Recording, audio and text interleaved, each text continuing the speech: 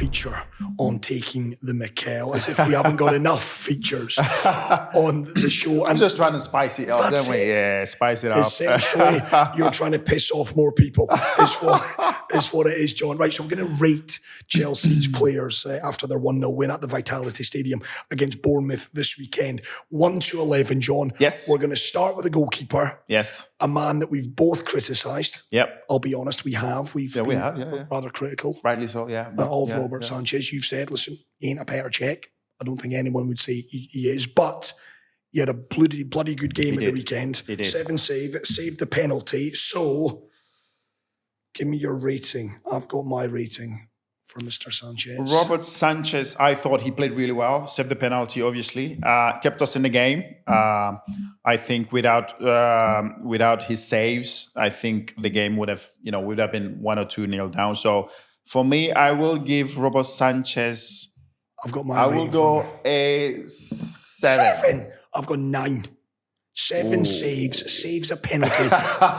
You would have bloody lost the game if it wasn't for Robert Sanchez. Robert, I've got you, buddy.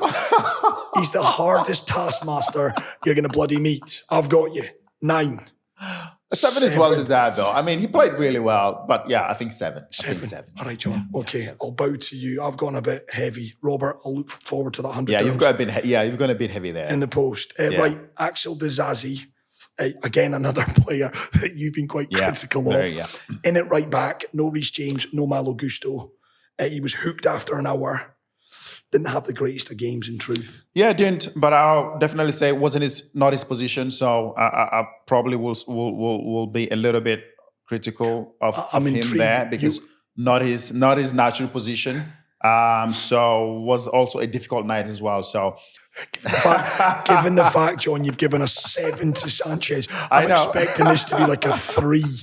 The hardest taskmaster in football is John Obi Mikel. I've got a rating. Right. I do take into consideration it was his wrong position, but I'm going to judge these on just performances alone. So have you got yours? Yes, I've got mine, yeah. Right. Yeah. After 3, John. Go on then, after 3. I've got a 5-4. I've got a 4. 5 for Disasi. I'm going to swithering between a 4 as well. Yeah. Not his best position. Not his best position, yeah. And he will come back in, I'm sure. Yeah, definitely. Right, 2 centre halves.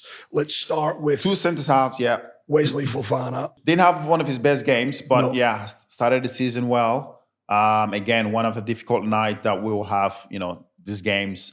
He didn't have the best of games. So for me, I think I'm going to give him a... I think I know where you're going. What do you think I'm going? 5. After Sanchez got a 7, the only way is down after that, John. Yes. 5. Ready? Yeah. 6.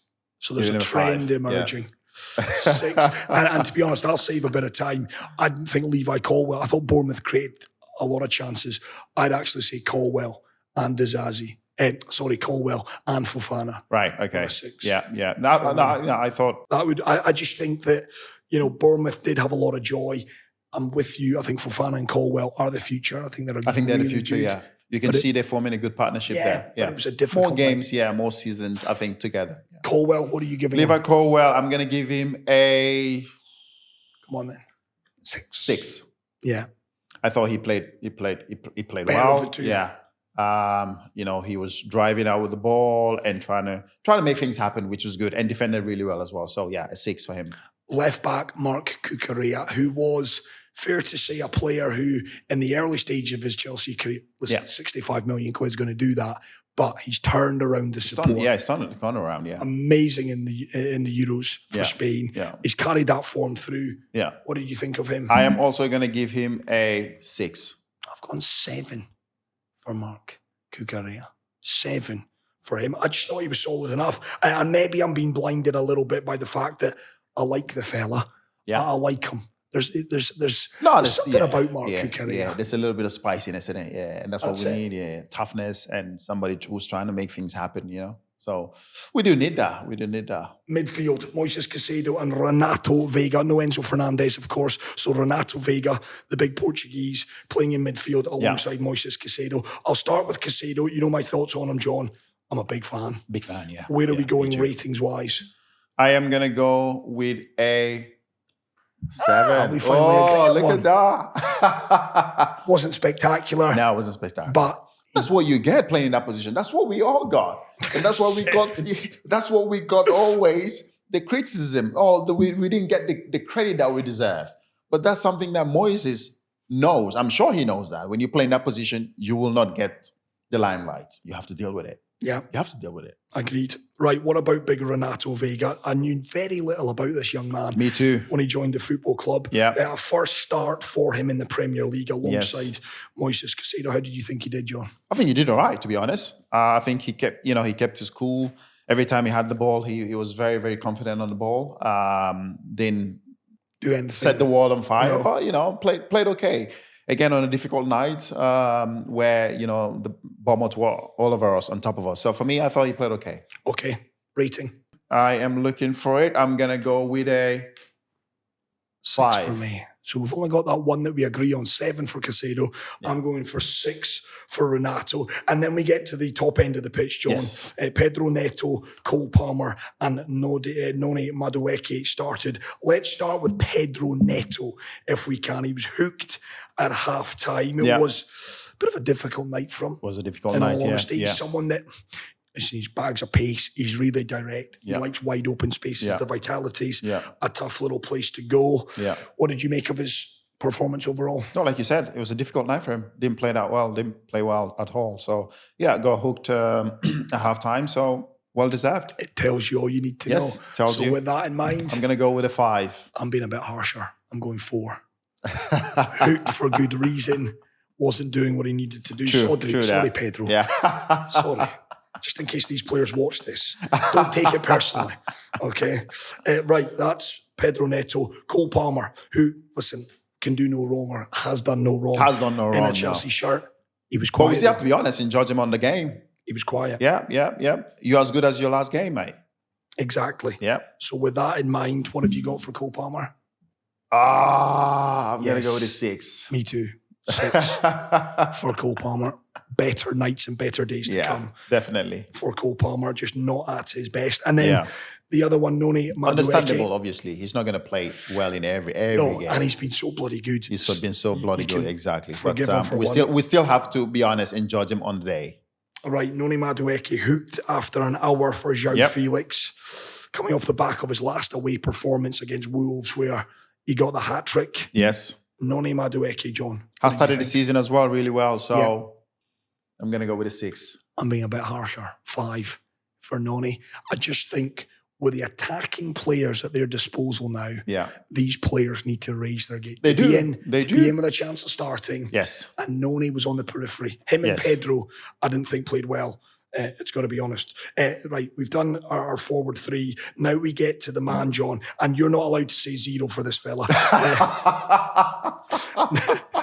Nicholas Jackson, who, listen, I jest at that. I know you love him. I know deep down you do. He's throwing the grenade, isn't he? I'm lobbing it in.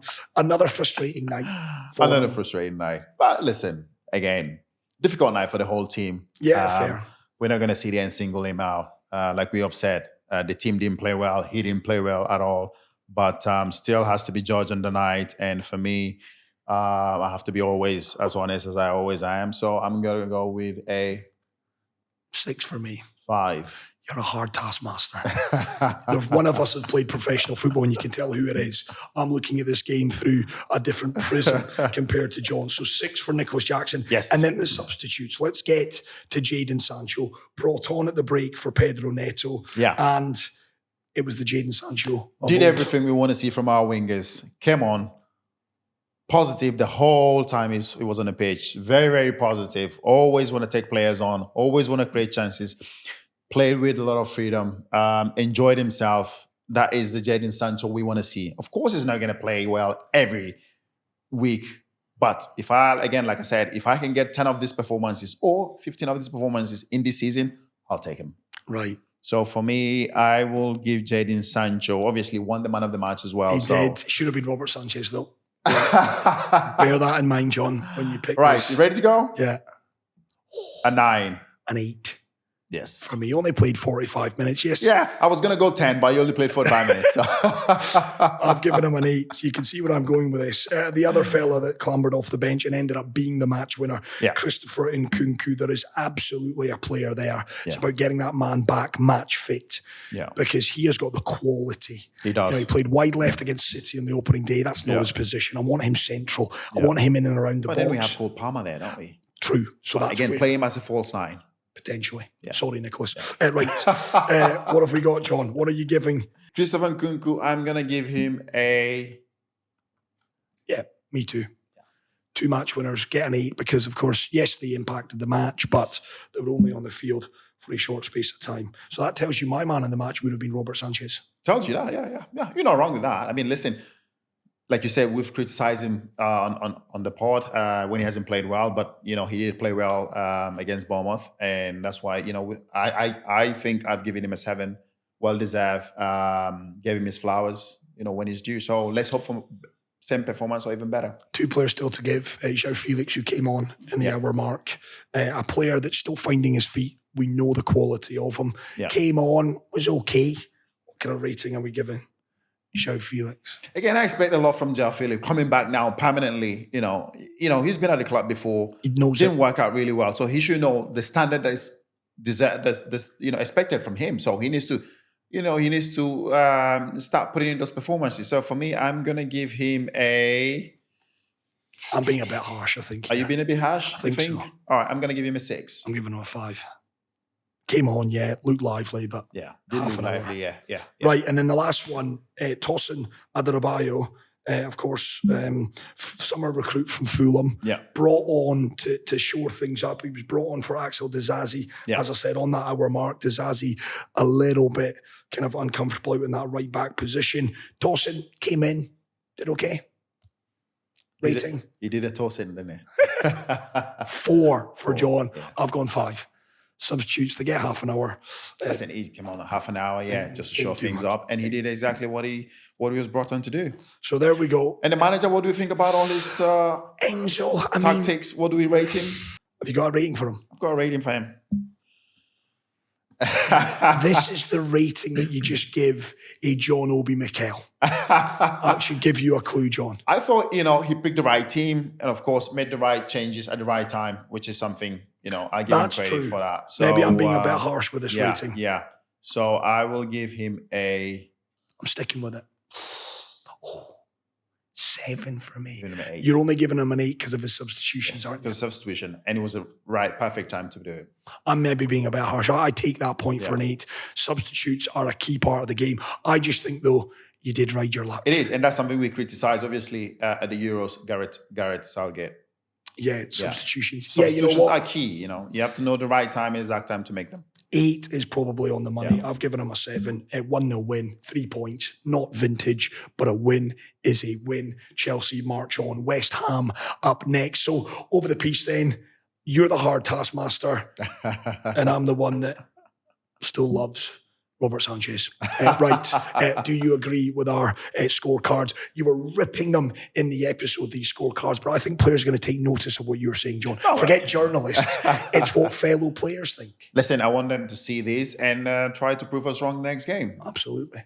It's as simple as that. Exactly. It's as simple as that. And you always respect the opinion of a fellow professional when you will. Of course. I always did when I was playing. I always thought that everything an ex-player said, I always looked at it and try to see what are the good criticism I can take from it. Because how do I improve myself? How do I make myself better?